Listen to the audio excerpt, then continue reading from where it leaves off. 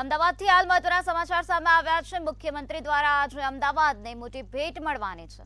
તો હાલ ₹641 કરોડના વિકાસના કામોની ભેટ મળશે। શહેરના વિવિધ માર્ગોનું નામાંકરણ થશે। પાલડી અંડરપાસનું લોકાર્પણ કરવામાં આવશે। 962 ઉમેદવારોને નિમણૂક પત્ર આપવામાં આવશે। અમદાવાદમાં ₹641 કરોડના વિકાસ કાર્યનું લોકાર્પણ અને ખાતમુહૂર્ત તેમજ વિવિધ વિભાગોના કર્મચારીઓને નિમણૂક પત્ર મુખ્યમંત્રી ભૂપેન્દ્ર પટેલ આપશે। ત્યારે આજે પાલડી જલારામ મંદિર પાસે બનાવવામાં આવેલ સ્વર્ગીય શ્રી ધીરુભાઈ સ્વરૂપચંદ શાહ અંડરપાસ મુખ્યમંત્રી દ્વારા લોકાર્પણ કરવામાં આવશે। ઉત્તર પશ્ચિમ ઝોનમાં સિંધુ ભવન રોડ પર આવેલા પ્લોટમાં બોન્સાઈ શોનું આયોજન મ્યુનિસિપલ કોર્પોરેશન દ્વારા કરવામાં આવ્યું છે, જેને મુખ્યમંત્રી દ્વારા ખુલ્લું મૂકવામાં આવશે। આ શોમાં અંદાજે 10 થી 200 વર્ષ સુધીના અંદાજે 1500 બોન્સાઈ અને ટોપિયોરી પ્લાન્ટ્સનું પ્રદર્શન કરવામાં આવશે। આ સાથે 962 જેટલા ઉમેદવારોને મુખ્યમંત્રી દ્વારા નિમણૂક પત્ર આપવામાં આવશે। આજ મુદ્દે વધુ માહિતી આપવા માટે આપણી સાથે સંવાદદાતા મેહુલ દુધરેજા જોડાઈ ગયા છે। જી મેહુલ, અમદાવાદમાં આજે મુખ્યમંત્રી દ્વારા અમદાવાદ શહેરને ભેટ આપવામાં આવશે, શું છે વધુ વિગત? જે પ્રમાણે આજે અમદાવાદ વાસીઓને જે અલગ અલગ પ્રકારની 641 કરોડની જે વિવિધ વિકાસલક્ષી જે કાર્યો છે તેની જે ભેટ મળવાની છે, જેની અંદર સૌથી મહત્વનું કામ જે છે જે ટ્રાફિક સમસ્યાને લઈને જે રેલવે પર જે અંડરપાસ જે બનાવવામાં આવે છે, અંડરપાસનું જે લોકાર્પણ છે તે મુખ્યમંત્રી દ્વારા કરવામાં આવી રહ્યું છે।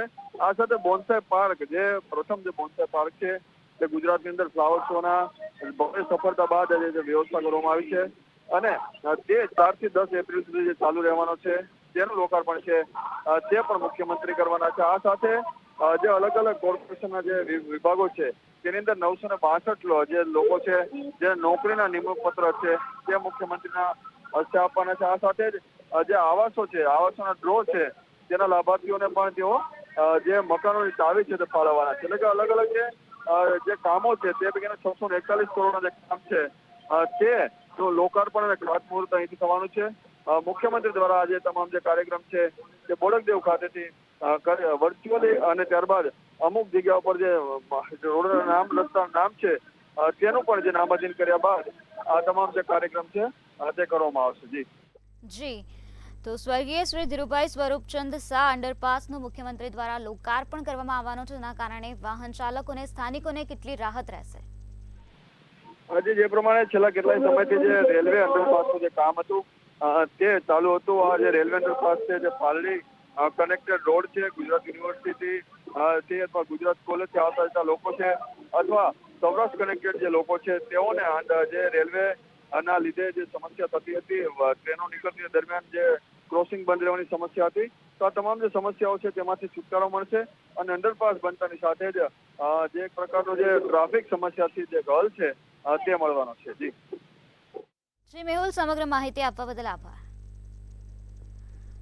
આજે અમદાવાદમાં મુખ્યમંત્રી ભૂપેન્દ્ર પટેલ દ્વારા શહેરને ભેટ મળવાની છે, જેમાં ₹641 કરોડના વિકાસના કામોની ભેટ મળશે। શહેરના વિવિધ માર્ગોનું નામાંકરણ થશે। આ સાથે પાલડી અંડરપાસનું પણ મુખ્યમંત્રી ભૂપેન્દ્ર પટેલ દ્વારા લોકાર્પણ કરવામાં આવશે, તેમજ 962 ઉમેદવારોને નિમણૂક પત્ર પણ આપવામાં આવશે। બોડકદેવ પંડિત દીનદયાલ હોલમાં મ્યુનિસિપાલિટીના હેલ્થ વિભાગમાં ગુજરાત અર્બન હેલ્થ પ્રોજેક્ટ તથા ICDS અંતર્ગત પસંદગી પામેલા 962 ઉમેદવારોને આજે મુખ્યમંત્રી ભૂપેન્દ્ર પટેલ નિમણૂક પત્ર આપશે। આ સિવાય મુખ્યમંત્રી ભૂપેન્દ્ર પટેલ 641 કરોડના વિવિધ પ્રકલ્પોનું લોકાર્પણ અને ખાતમુહૂર્ત અને આવાસોના ડ્રો પણ કરશે, તેવું અમારા સંવાદદાતાએ જણાવ્યું। તો લોકાર્પણ અને ખાતમુહૂર્તના કાર્યક્રમ બાદ મુખ્યમંત્રી બોપલ વિસ્તારમાં આવેલી આંગણવાડીની પણ મુલાકાત લેવાના છે।